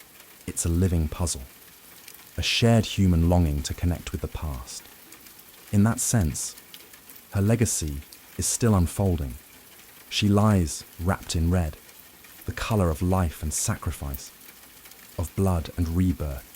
Her face, once hidden behind a jade mask, now stares back at us through science, art, and wonder. She remains nameless, but not voiceless, mysterious, but not forgotten. The Red Queen may have ruled a kingdom in life, but in death, she rules something greater, our imagination. Her tomb was sealed in stone. Her story was written in silence, and still, somehow, she speaks. Frida Kahlo was born on July the 6th, 1907, in the vibrant district of Coyoacán, then a village on the outskirts of Mexico City. Her childhood home, the Casa Azul, the Blue House, was filled with colour, contradiction, and quiet strength. It would later become a sanctuary, a battleground, and a museum to one of the most iconic artists of the 20th century. Frida was the third of four daughters born to Guillermo Kahlo, a German-Hungarian photographer, and Matilda Calderón, a devout Catholic of indigenous and Spanish descent. Her parents were opposites. Guillermo, reserved and intellectual; Matilda, religious and emotionally distant. Frida would inherit her father's introspection and artistic eye, but also her mother's fierce resilience. As a child, Frida was imaginative, outspoken, and bold. She read voraciously and asked questions most adults didn't want to answer, but at the age of 6, she contracted polio, which left her right leg thinner and weaker than the other. A physical difference. She tried to mask with long skirts, but never allowed to limit her spirit. The illness left her bedridden for months and isolated from other children. During this time, she grew close to her father, who encouraged her to exercise. ride bicycles, and stay mentally sharp. Unlike most girls of her time, Frida didn't aspire to become a wife or a homemaker. Her goal, to become a doctor. She enrolled in the prestigious National Preparatory School in Mexico City at age 15, one of only a handful of girls accepted. There. She stood out not just for her intelligence, but for her rebellious wit, radical thinking, and unique sense of style. She joined a group of young intellectuals known as the Cachuchas, who debated philosophy, literature, and politics. Frida was drawn to revolution, to ideas that challenged tradition. But even in those early years, before the bus crash that would define her body, and before the fame that would define her legacy, Frida Kahlo was already painting herself into the world with sharp edges, unapologetic ideas, and an identity too big to fit inside anyone else's expectations. She wasn't just growing up in Coyoacán, she was preparing to remake herself entirely. On September 17, 1925, Frida Kahlo's life was split in two, the girl she had been and the woman she was forced to become. That afternoon, she boarded a wooden bus with her boyfriend, Alejandro Gomez Arias. After school, they were laughing, teasing each other, and probably arguing. Frida never did anything halfway, but moments later, the bus collided with a streetcar, and in an instant, her future unraveled into pain, metal, and silence. The crash was horrific. The streetcar crushed the bus against a wall, splintering wood and flinging passengers. Frida was impaled by an iron handrail. It entered her left hip and exited through her pelvis. Her spinal column fractured in 3 places. Her right leg shattered. Her foot dislocated. Her collarbone and ribs broke. Her shoulder was dislocated. Her abdomen was pierced. She was just 18 years old. A man covered her with a borrowed overcoat. Someone else noticed her body was sparkling, not from blood, but from the gold powder she had been carrying in a pouch. It had exploded on impact, dusting her broken form in what looked like glittering ash. Frida was taken to the Red Cross hospital and underwent numerous surgeries over the months. She spent weeks in a body cast, flat on her back, immobile, writhing with infection and uncertainty. The future she'd imagined, of becoming a doctor, slipped further away with every passing day. But in that stillness, something began to stir. Her father gave her brushes. Her mother rigged a special easel to hang above her bed. A mirror was placed on the canopy so she could see herself. And there, lying in plaster and agony, Frida began to paint, first out of boredom, then out of obsession. Her first subjects were her own reflection, because she was all she had. But what emerged wasn't vanity, it was survival. The crash had broken her physically, but it had also opened a door into her own mind, her own body, and eventually into the surreal language of pain and identity that would define her art. The girl who wanted to heal others now began healing herself, one brushstroke at a time, as Frida Kahlo lay encased in plaster and steel, a body fighting itself with every breath. She began to paint. What started as a form of therapy soon became a language, and that language was deeply personal, brutally honest, and often hard to look at, which was precisely the point. Frida didn't paint pretty flowers or polite landscapes. She painted pain, her pain, physical, emotional, and existential. Her first subjects were self-portraits, not because she was vain, but because, as she famously said, "I paint myself because I'm so often alone and because I'm the subject I know best. Her early works were small in scale, painted on tin or wood panels inspired by Mexican retablos. Devotional paintings meant to tell stories of suffering and miracles.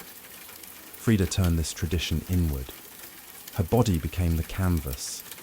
Her emotions became the altar.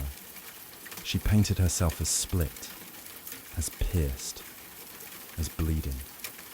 In one painting, she is impaled by nails like a modern-day martyr. In another, she floats in a barren landscape, tethered to a broken column, a metaphor for her shattered spine. She painted herself weeping, fractured, decapitated, and bare, but never passive, always watching. Her pain was not sanitized. She painted the ugliness of trauma with beauty, defiance, and even humor. Each piece was a reclamation of her body, her experience, and her identity as a woman in a world that often tried to define her. But Frida wasn't just telling her story. She was inventing a new kind of visual narrative, one that blended Mexican folk art, surrealism, medical illustration, and symbolism. Her paintings became dreamlike autopsies of her soul, framed in color, culture, and myth. By the time she recovered enough to walk again, albeit painfully, Frida was no longer the girl who had wanted to be a doctor. She was an artist, and her art was unlike anything anyone had seen. She had taken the worst thing that had ever happened to her and turned it into a source of creation. Frida Kahlo didn't just paint her pain. She made the world look at it, and in doing so, she turned suffering into a sacred act of self-expression. In 1928, still recovering, still painting, and just 21 years old, Frida Kahlo met the man who would become the most profound and turbulent relationship of her life, Diego Rivera. He was 20 years her senior, already Mexico's most famous painter, massive in both stature and presence. Rivera was a giant of Mexican muralism, known for his sweeping, politically charged frescoes that told the story of the Mexican people. Frida had seen his work before. She admired it. But now she wanted his opinion of her work. She brought her paintings to him at the Ministry of Education, interrupting his scaffolded work to ask bluntly, "Do I have talent?" Diego took one look and said yes, and not just out of kindness. He recognized in her something rare, an unfiltered voice, raw and unpretentious, full of rage, irony, pain, and beauty. They began a relationship that was as consuming as it was creative, Frida once said. They married in 1929, an odd pairing to outsiders. Diego, massive, unfaithful, politically famous, Frida, sharp-tongued, fiercely independent, already walking with a cane.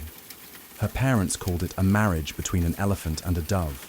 Their bond was passionate, but chaotic. Diego supported her art and encouraged her growth as a painter, but he was also endlessly unfaithful, even with Frida's own sister, Christina. Frida was devastated, and in return, she took lovers of her own, both men and women, including rumoured affairs with Leon Trotsky and painter Georgia O'Keeffe. They divorced in 1939, then remarried a year later with different terms. This time, Frida would keep her autonomy, her home, her money, her name. Their second marriage was less about traditional love and more about creative partnership and mutual understanding.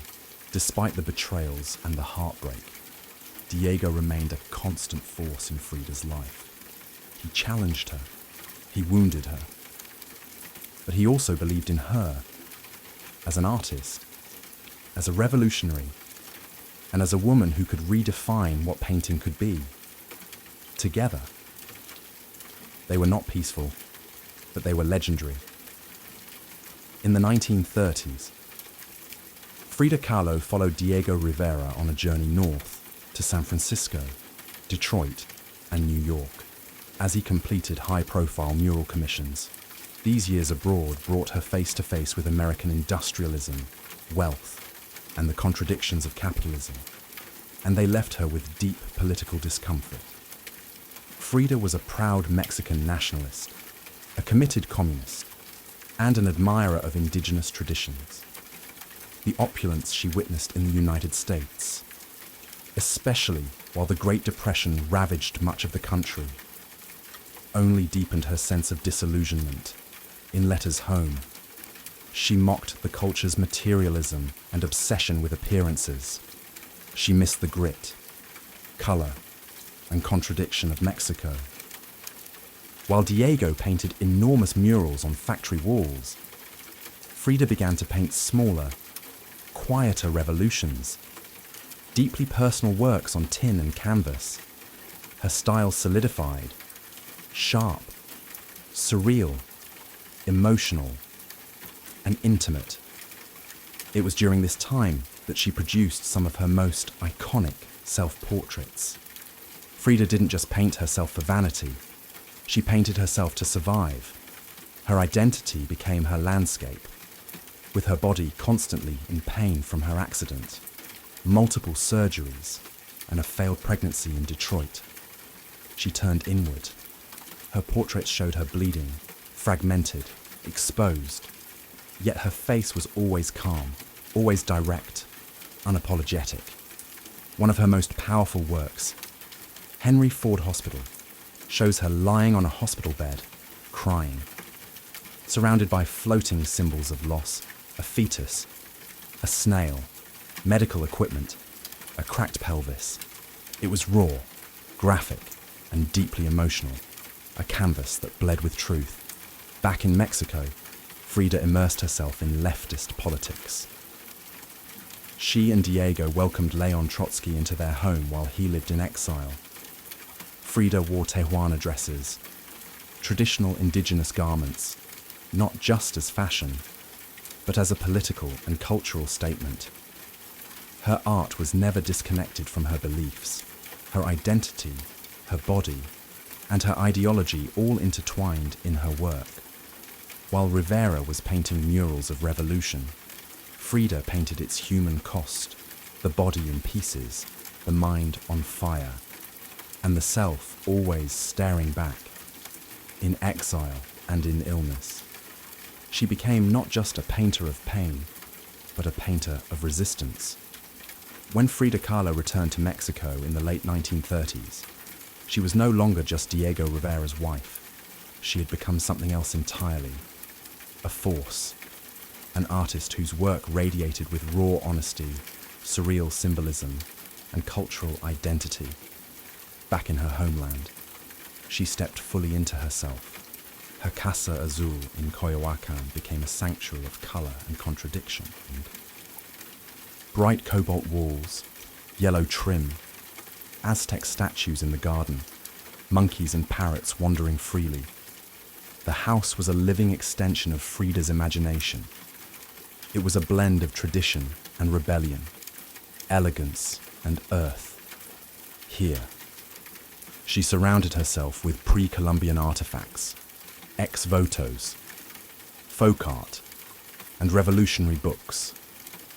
She wore bold Tijuana dresses, wove flowers into her hair, and painted amid the scent of copal incense and the sounds of mariachi on the street outside.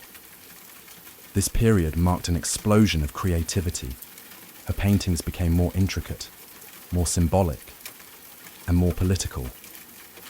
Works like the two Fridas revealed a divided self, one in European dress with a bleeding heart, the other in indigenous clothing, strong and composed. It was Frida's visual autobiography, a portrait of love, loss, and heritage. In 1939, she exhibited her work in Paris, where artists like Picasso, Breton, and Kandinsky praised her fiercely original style. But even among the surrealists, Frida stood apart, When André Breton tried to label her as one of their own, she pushed back. They thought I was a surrealist, she said, but I wasn't. I never painted dreams. I painted my own reality. She painted Mexico, not the romantic postcard version, but the living, breathing country she adored. Her work pulsed with symbolism, skeletons, hummingbirds, hearts, thorns, corn, and blood. She honored the indigenous roots of her homeland while unmasking the violence of its past and present. But even as her artistic voice grew stronger, her health continued to decline. Multiple surgeries, infections, and chronic pain became daily realities. Still, she painted through it, propped up in bed, torso bound in corsets, fingers clenched around the brush. Frida had returned to Mexico not to rest, but to reclaim her power through paint, through politics, and through her fearless embrace of the self. As the 1940s wore on, Frida Kahlo's body continued to betray her. Her spine was deteriorating. Her right leg was constantly infected. She underwent more than 30 surgeries in her lifetime, often in grueling succession. At times, she was bedridden for months, encased in body casts or immobilized by traction devices that stretched her bones apart. But still, she painted.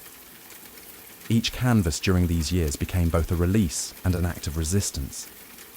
Her works grew darker, more defiant. She painted with a sharpened by pain, refusing to hide behind metaphor. In the broken column, she presents herself split down the middle, her body pierced with nails, a cracked ionic column replacing her spine. Yet her face is stoic, her gaze unflinching. Pain, for Frida, was no longer just a subject. It was her companion, her antagonist, her muse. Her political voice also grew louder. She joined the Mexican Communist Party, marched in demonstrations, wrote fiery letters, and called out imperialism and injustice. When her health no longer allowed her to walk, she appeared at protests in a wheelchair, defiantly holding signs and shouting slogans. In 1953, Frida was given her first solo exhibition in Mexico, a long overdue celebration of her art. But her health was so fragile, doctors told her she couldn't attend, so she did what only Frida would do. She arrived by ambulance, carried in on a stretcher, and placed in the center of the gallery on her hospital bed. Dressed in traditional finery, surrounded by her own work, she greeted guests with tequila, laughter, and that fire still burning in her eyes. Her final paintings were both childlike and harrowing. In Marxism will give health to the sick, she painted herself wearing a steel corset, cradled by the hands of Marx, casting away symbols of oppression. Her last known work was a still life of sliced watermelons, one piece bearing the words, "Viva la vida," long live life. Even in the face of death, she remained defiant, joyful, and political. Frida Kahlo's last portraits weren't self-portraits. They were acts of revolution, painted in pain, but always signed with life. On July 13th, 1954, at the age of 47, Frida Kahlo died in the same place she had been born, La Casa Azul in Coyoacán. The official cause was listed as a pulmonary embolism, but those closest to her whispered of something deeper. She had been ill, yes, but also exhausted by pain, by surgeries, by the long war with her own body. Just days before, she had attended a political protest against the CIA-led coup in Guatemala. Weak and wheelchair-bound, she insisted on going, her clenched fist raised in the air. Revolution remained her final heartbeat. Her last diary entry was brief but piercing. I hope the exit is joyful, and I hope never to return. Frida's funeral was held at the Palacio de Bellas Artes, Mexico's most prestigious cultural institution. Her body, draped in the red flag of the Mexican Communist Party, was watched over by friends, family, artists, and revolutionaries. Diego Rivera was inconsolable. He called her the greatest love of his life, even as his betrayals had nearly broken her. But in the years that followed her death, something extraordinary happened. Frida Kahlo refused to disappear. At first, her name was whispered only in art circles. Her works weren't easy to categorize, too political for surrealists, too surreal for traditionalists, but slowly, her image, her story, and her defiance began to resonate. Through the 1970s and 1980s, as feminist scholars and activists reclaimed forgotten voices, Frida's became louder. She wasn't just a painter anymore. She was a symbol of pain turned into beauty, of feminism born through resistance, of Mexican identity celebrated without apology, of queerness, disability, revolution, and authenticity. Her face, unibrow, gaze, flowers in her hair, became iconic. Her home became a museum. Her diary became a sacred text, and her paintings now hang in the world's greatest museums. Frida Kahlo had lived much of her life in Diego's shadow, but in death, she stepped forward. She didn't just leave behind paintings. She left behind a mirror and dared us all to look. Not with pity, not with fear, but with fire. Today, Frida Kahlo's face is everywhere. Printed on t-shirts, painted on murals, turned into dolls, memes, posters, and icons. Her signature unibrow, her flower-crowned hair, her direct gaze, all instantly recognizable. But what makes her legacy powerful isn't just that people know her face, it's that they recognize the truth behind it. Frida didn't try to be flawless. She didn't fit into boxes. She wasn't conventional, and she didn't care to be. In a world that demands perfection, she gave us realness. Raw, messy, vibrant, angry, joyful, contradictory realness. She celebrated what made her different: her disability, her queerness, her politics, her culture, and turned it into art that transcended borders and decades. She's become more than an artist. She's a global symbol of defiance, feminism, cultural pride, and creative resistance. For queer communities, she's a fearless bisexual icon who lived openly and unapologetically in a time that demanded silence. For women, she's a reminder that power doesn't require permission. For disabled artists, she's proof that pain can fuel the brush, not stop it. And for Mexico, she's a daughter reclaimed, fierce, folkloric, and forever part of the national soul. Her paintings, once dismissed as too strange or too personal, are now among the most revered in the world. Works like the two Fridas, self-portrait with thorn necklace and hummingbird, and the broken column aren't just seen. They're felt deeply by anyone who has ever suffered and needed to turn that suffering into something sacred. She lived in the margins and turned them into center stage. She embraced contradiction, a communist who wore gold, a woman betrayed who loved again, a body in pieces with a soul unbreakable. And through it all, she painted, not just with color, but with conviction. Frida Kahlo never asked to be a symbol. She simply told the truth about herself, and in doing so, told the truth for millions of others who had never seen themselves reflected in art before. Now, when we see her face, we see courage, we see color, we see resistance, we see Frida. not gone, but immortal.